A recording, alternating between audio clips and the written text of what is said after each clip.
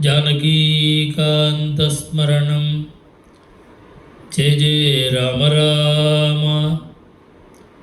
आञ्जनेयस्वामिनः जय।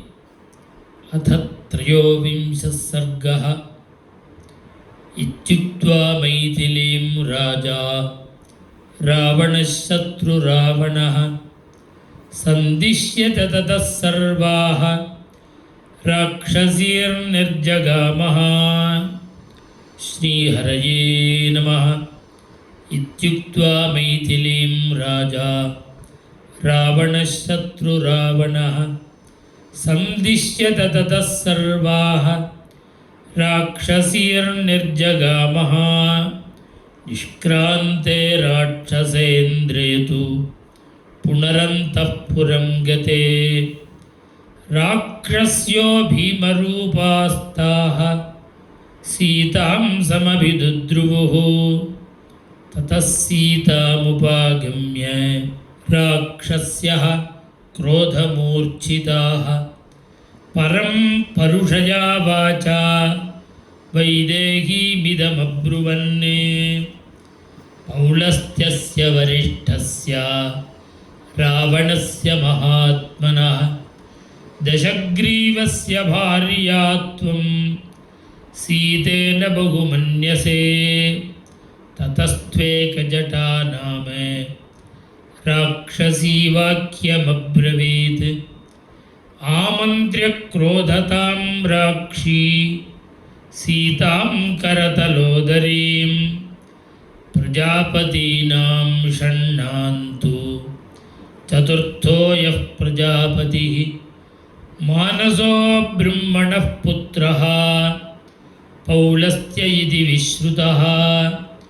पुलस्त्यस्य तु तेजस्वी महर्षिः मानसः सुतः नाम्ना स विश्रवा नाम प्रजापतिसमप्रभः। तस्य पुत्रो विशालाक्षी रावणः शत्रुरावणः तस्य त्वं राक्षसेन्द्रस्य भार्या भवितुमर्हसि। मयोक्तं चारु सर्वाङ्गी वाक्यं किं नानुमन्यसे।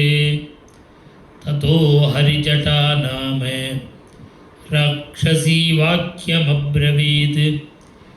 विवर्त्य नयने कोपात् मार्जारसदृशे क्षणा येन देवास्त्रयस्त्रिंशत् देवराजश्च निर्जिताः। तस्य त्वं राक्षसेन्द्रस्य भार्या भवितुमर्हसि। ततस्तु प्रखसा नाम राक्षसी क्रोधमूर्छिता भत्सयन्ती तदा घोरम् इदं वचनमब्रवीत्। वीर्योत्सिक्तस्य शूरस्य सङ्ग्रामेष्वनिवर्तिनः बलिनो वीर्ययुक्तस्य भार्या त्वं किं न लिप्ससे। प्रियां बहुमतां भार्यां त्यक्त्वा राजा महाबलः सर्वासां च महाभागां त्वामुपैष्यति रावणः। समृद्धं स्त्रीसहस्रेण नानारत्नोपशोभितम् अन्तःपुरं समुत्सृज्य त्वामुपैष्यति रावणः। अन्या तु विकटा नाम राक्षसी वाक्यमब्रवीत्। असकृद्देवतायुद्धे नागगन्धर्वदानवाः निर्जिताः समरे येन स ते पार्श्वमुपागतः। तस्य सर्वसमर्थस्य रावणस्य महात्मनः किमद्य राक्षसेन्द्रस्य भार्या त्वं नेच्छसे धमे। ततस्तु दुर्मुखी नाम राक्षसी वाक्यमब्रवीत्। यस्य सूर्यो न तपति भीतो यस्य च मारुतः न वाति चासितापाङ्गी किं त्वं तस्य न तिष्ठसि पुष्पवृष्टिं च तरवः मुमोचुर्यस्य वैभयात् शैलाश्च सुभ्रूः पानीयं जलदाश्च यदेच्छति तस्य नैरृतराजस्य राजराजस्य भामिनी किं त्वं न कुरुषे बुद्धिं भार्यार्थे रावणस्य हि साधु ते तत्त्वतो देवी कथितं साधु भामिनी गृहाण सुस्मिते वाक्यम् अन्यथा न भविष्यसि। श्रीहरये नमः।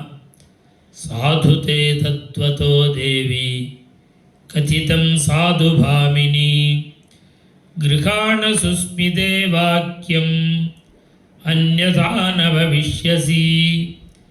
इत्यार्षे श्रीमद् रामायणे वाल्मीकीये आदिकाव्ये सुन्दरकाण्डे 13 सर्गः। श्रीहरये नमः। जानकीकान्तस्मरणं जय जय राम राम। आञ्जनेयस्वामी।